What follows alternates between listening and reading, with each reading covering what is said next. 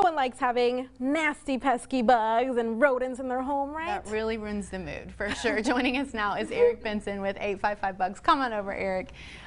You can help us with these problems, though, right? You Yes, can ma'am. Get rid of all of them. Yeah. Tell us about your services and what you offer.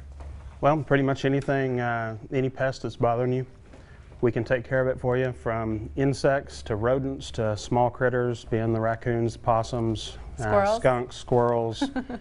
Squirrels are a big problem. They'll chew on the vents on the top of your house, the plumbing vents, and sometimes can even fall in and die under toilets. So we have a product that will actually seal those for you. Okay. That we can fix that issue. Okay. Wow, so they're not just cute, right? They can destroy things. Right. Tree rats.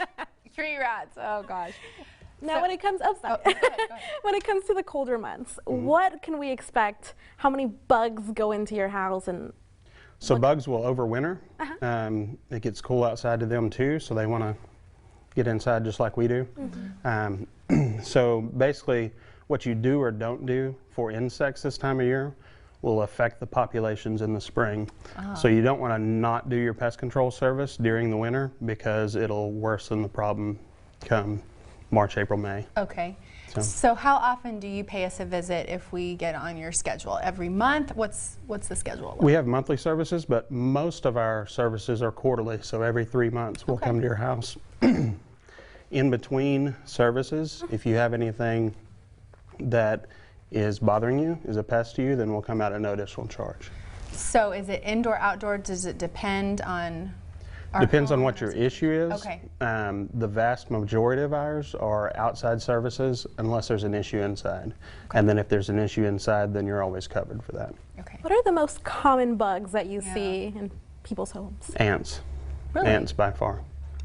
So people leaving food out and stuff like that, or? Not always. I mean, food is a problem, but also water, seeking shelter.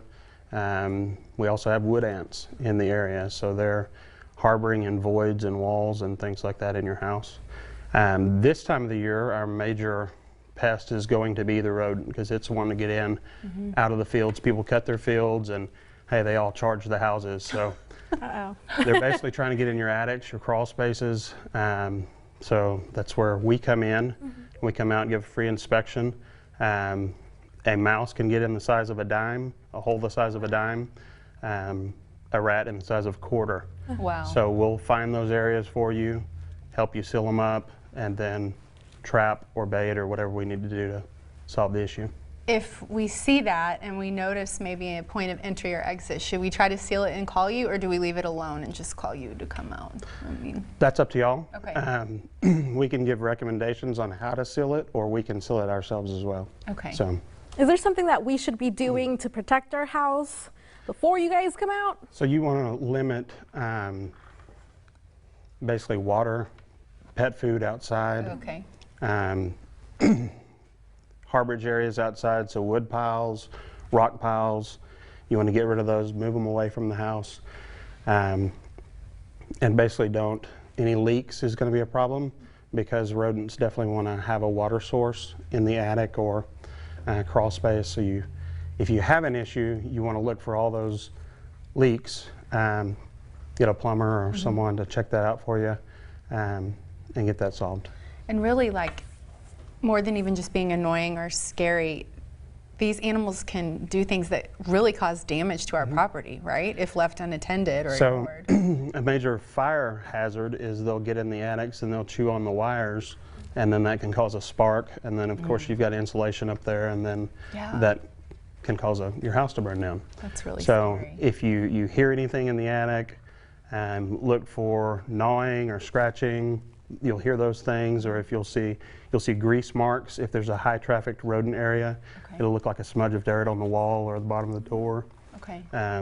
Those are some of the signs. So if we see some of that, Are bed bugs common during the winter? Bed bugs are common year round. Oh, okay. I would say travel definitely affects bed bugs. So with the shutdowns, I think we've kind of seen a decline in bed bug activity. But as soon as everything opens back up, then they're going to start spreading again. Yeah. So what's our best way to find you, contact you, etc.? So you can find us at www.855bugs.com, Okay. or you can call us at 254-235-2847. You can schedule a free inspection through our office on the phone or on our website. Very good. And it is free. That's important to note. That's Free awesome. inspection. So you guys can come out and see Yes, ma'am. exactly what we need. We may have critters we don't even know about. Yes. Right. You may be calling for bugs and have some rats. Right, and I think one of the common misconceptions is that my house isn't old enough to have entry points, and that's just not true. Okay. Honestly, a lot of new homes I can find probably 50 to 75% of them I can find an entry point that a rodent can get in. Wow. Good to know. All right, Eric. Thank Well, you. thank you so much All for right. being here.